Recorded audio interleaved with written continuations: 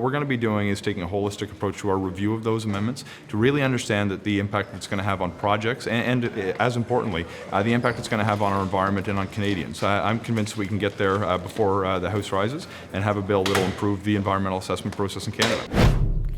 Welcome back. Two major pieces of legislation are moving through the Senate this week, and they both could have a huge impact on the government's energy and environment agendas. Bill C-69, the bill that would dramatically change how resource projects are approved in Canada, is being sent back to the House with 180 amendments from the upper chamber. Meanwhile, Bill C-48, known as the Northern BC tanker ban, is moving on without major changes thanks to a majority of independent senators who voted against the Senate Transportation Committee's recommendation to kill the bill. So will the government accept the amendments in order to get both bills passed before the summer break? I'm here with the Power Panel, Marty, Jen, Paul, and JP. Jen, I'll start with you because obviously in Alberta, the impact of these bills will be felt tremendously. What is the feeling there?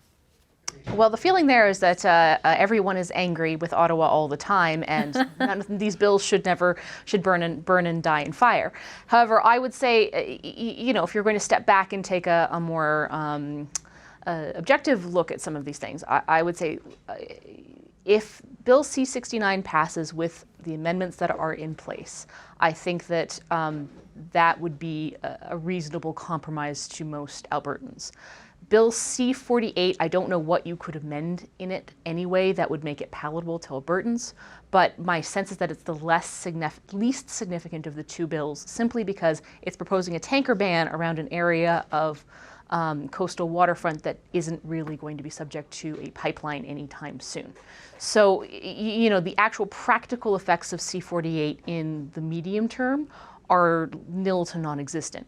The only thing that C-48 potentially does is it dissuades people from considering a pipeline through that route. There was some talk of a pipeline going through that route at some point, but you know, it's still so early that we're talking 10 years out anyway. How long is the tanker ban going to survive if the Conservatives come to power? They'll repeal it immediately. Yeah. Exactly. So I mean, like it all winds up being a bit of chess. C-69 is the bigger risk. If C-69 passes in the next 2 weeks with the amendments in place, I think that's something that Albertans can live with. Jason Kenney has said, you know, not ideal, but we could live with it. The real risk is that C-69 doesn't pass, hangs on the order paper, and then we go into an election. In that scenario, there are two outcomes. One, either Scheer wins and the whole bill more or less dies or gets completely reformed, or you see like a Liberal minority propped up by, say, a Green Party. Well, then we got ourselves a circus, because now it's going to be a bit of a mess to see how many of those amendments survive or don't survive, and just how much that bill gets transformed again into something that would be untenable for a lot of industries in Alberta. JP, you know the ins and outs of these bills. You watch the Senate closer than anyone I know. What's going to happen? Well, Bill C-69 is a bit of a mess, frankly. So they passed 180 amendments, the most ever for a piece of government legislation in the chamber. But the problem is they didn't go through it properly. They just said, okay, we're accepting all Conservative amendments and all ISG amendments, all amendment from the Independent Senators group. So there's literally some clauses of the bills where they've been amended twice. So it doesn't make any sense. They literally are nonsensical. So now the government has to make its decision when it gets the bill next week, whether they're going to accept the Conservative amendment to this clause or the ISG amendment to this clause, because it's all a bit of a mess. So when they send it back to the Senate, it's really going to be a test of the upper house. Are they going to insist on their amendments, or are they going to allow the government legislation to go through? Because let's not forget, they campaigned on reforming the Canadian environmental assessment process. They promised to blow up the National Energy Board, and there is this thing called the Salisbury Convention in the upper house, which is essentially that the upper house respects government legislation that enacts a campaign promise. So whether they stand up to this, everything basically. Right. So are they going to insist on their amendments, or are they going to back down? I think they will back down, frankly, because the independents are in a majority in the upper house. And as we've seen all along since they were appointed by the Prime Minister, essentially they fall in line when required to pass government legislation through the upper house. They are independent when it comes to the amendments process. They're willing to change government legislation left, right, and center. But when the final vote comes at that third reading legislative stage of the whole process, they really do back down and go in line. Do you think it gets that far, though, given how few weeks we have left? Well, I think the government is not going to accept a lot of the amendments. They will have to go through this and do the copywriting that they didn't do in the Senate and accept which ones they want. But a lot of these amendments are literally copy and paste from the oil and gas lobbying package that they put to the Senate. So the Liberal government is not going to accept some of the things that have been put forward, like watering down the environment minister's ability to start and stop a process, doing away with some of the public participation things. They've essentially curtailed the ability of anyone to participate in the regulatory process. That was a big promise from this government. That was they the whole wanted promise. more Indigenous peoples to be a part of that whole thing. Conservative senators have stripped that out. The concern, from groups who oppose that, Marty, was around the idea that then you sort of open the process up to a point where you'll never arrive at a decision, and the minister will have too much discretion. That was essentially the opposition. Yeah, I was reading about it today, and the one that JP just mentioned, the fact that the minister won't have the power to step in or anything like that, I thought that was the one that was a bridge too far. If you look at it, if you take that out of the equation and just consider, mistakes and all, if you consider the amendments, and passing this bill is almost a win-win situation, because Trudeau gets to say that as was said, one of the electoral promises was to revamp this whole situation. He does it by passing this bill. Kenny gets to come in and go, look, we managed to force through some of these things that at the behest of the oil and gas industry. Here we go. It's a compromise. It's a win-win situation. But I think the one where you take away ministerial power is the one that they're going to have trouble chewing on. But Kenny won't support, Paul, if they take away the amendment around ministerial interjection, that the government in Alberta won't support the bill again. Well, they need it. They say, like, all of the amendments have to be passed for us to support it. Sorry, I just want to get Paul in, and then I'll Sorry, go get Paul in. to you. Sorry. The other question is, what is the motivation? What is the strategic goal of the Liberal government as the election approaches? Mm-hmm. Almost all governments, as a campaign approaches, prefer a fight to a solution, because then they can go onto the road and say, look, we tried to get an environmental assessment process that would work and that would be fair for everyone. Andrew Scheer sent his senators to kill that because they don't want that, and they're going to lose the seats they were going to lose in Alberta anyway. And they, suddenly they got something sexy to run on in British Columbia where things are a little more interesting. It's going to be really hard, especially since the simple logistics of passing the bill at this point are getting increasingly daunting. It'll be really hard to resist the urge to just let it fall so that you've got something to fight about. Jen, last word to you. Yeah, I've got a couple of issues. One is there seems to be this prevailing assumption that all of these amendments are just like wholesale taken from the oil and gas industry, and that's where this is all coming from. I think that's really misleading. Firstly, because the senators aren't actually beholden to the oil and gas industry. Firstly. Secondly, that's why they're not elected, they're appointed. Secondly, the objections to C-69 as it was first proposed, those objections came from across the ideological spectrum. They came from as strongly from Rachel Notley as they did from Jason Kenney. They came from other provinces too. They came from other industries. They came from, everyone from Martha Hall Finley to Jack Mintz. So these objections were not just, being raised by the one industry that had the most narrow and obvious self-interest in them. Secondly, unless you're one of the most vocal senators who's talked in favor of many of these amendments has been Paula Simons. And unless you think the former liberal-leaning Edmonton Journal columnist who was appointed by the Liberals is now somehow in the pocket of Cap, I just don't think that is a reasonable way to frame a lot of the amendments that are being made. And the second point that I would make is, prior to 2012, there was actually very little ministerial discretion, or comparatively little ministerial discretion over many of the decisions of the NEB, and that was the way that we want it. We don't want major infrastructure projects either being rubber-stamped by conservative governments nor being denied by liberal governments for political reasons. We actually want to enshrine the apolitical independence of these regulators. That is the ideal we actually want to get back to, and it's the one that we had before the whole thing became a discredited mess. Okay, I gotta go. Thank you, everyone. Thanks to the Power Panel, Jen Gerson, Marty Patriquin, Paul Wells, and John Paul Tasker.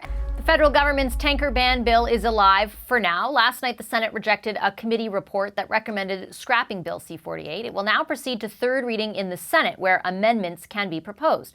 The bill would ban tankers carrying a certain amount of oil from the northern BC coast. Conservatives say, if passed, the move would divide the country and stoke separatist sentiments in Alberta. There are some independent senators who also oppose the bill, including Paula Simons. She joins us now from Edmonton. Hi, Senator Simons. Nice to see you.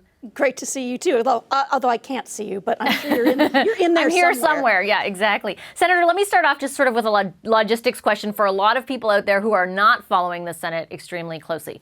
Explain exactly what happened yesterday and what happens now. All right, it's complicated because it was sort of a double negative. We voted yesterday on whether or not to accept the report of the committee, which said that the bill should not be proceeded with. And I shocked a lot of people. I don't like to say that I voted with the Conservatives. I prefer to say they voted with me. And we voted to say that that the Senate should not proceed with C-48.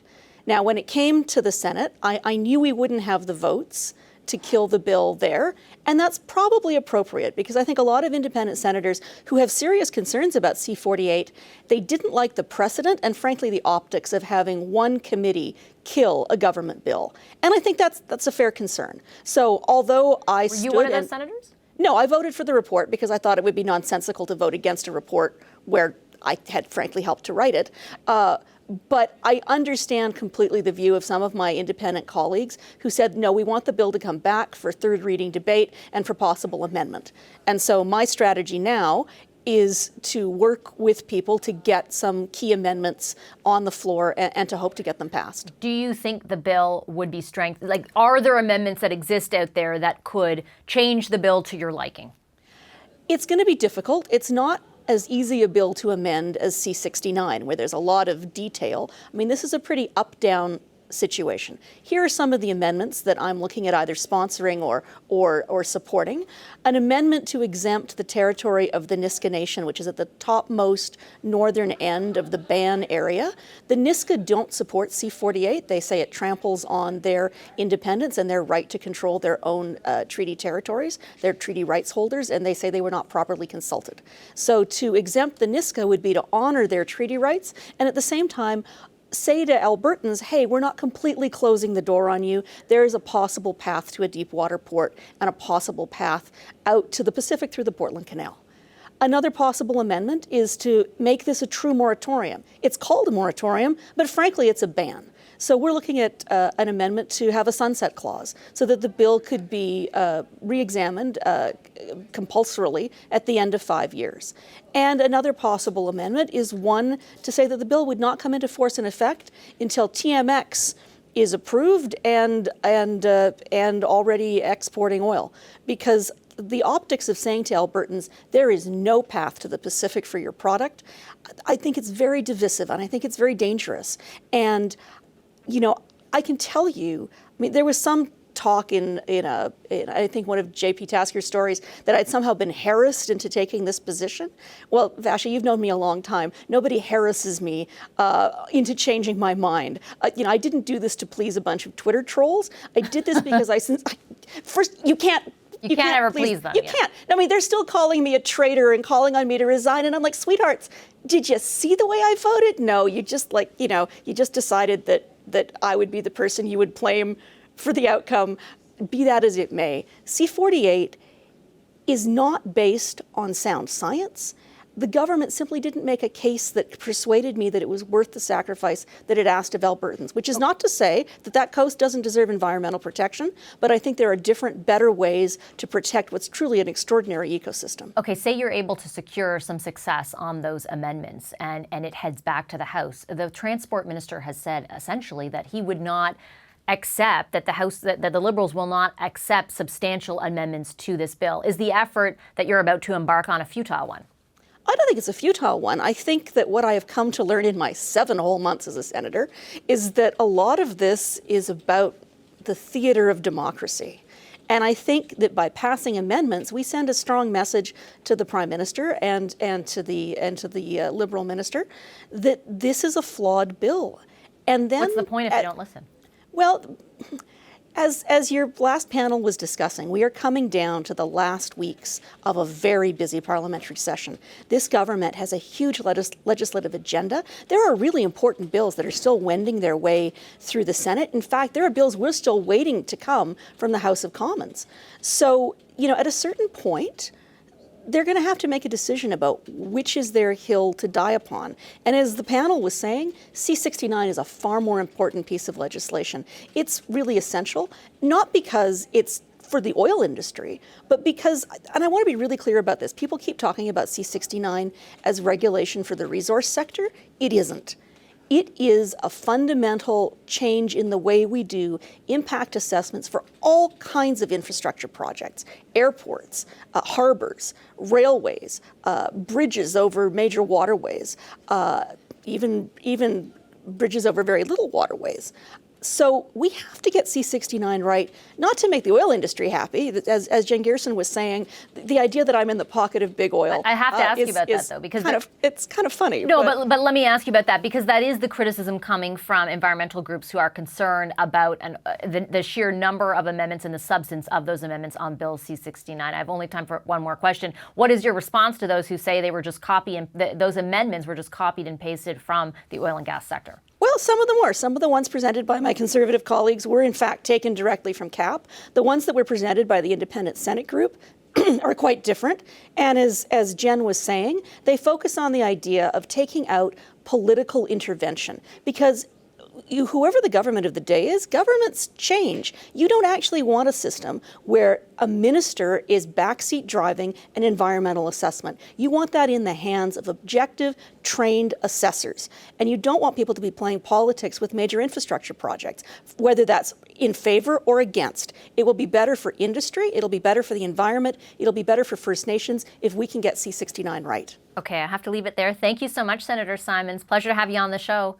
It was lovely to be here as a senator and not a journalist. Have a great evening. Take care. Hi, I'm Vashi Capellos, host of Power in Politics. See more of our show by subscribing to the CBC News channel or click the link for another video. Thanks for watching.